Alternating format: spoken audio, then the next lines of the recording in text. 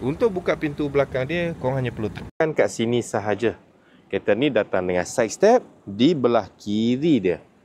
Dan kereta ni datang dua power door, kiri dan juga kanan. Dan ini design untuk bahagian kerusi belakang dia. Datang dengan half leather dengan fabrik bercorak di bahagian tengah dan leather di bahagian tepi. Function ISOFIX. Armrest untuk kedua kerusi.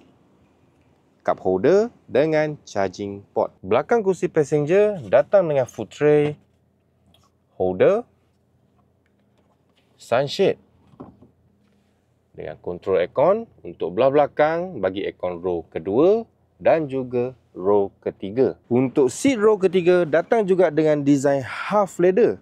Dan kalau orang dewasa nak duduk, korang boleh naikkan headrest dekat sini. Untuk berminat dengan kereta ni, boleh roger je terus. Okay guys, jom kita tengok belah belakang pula.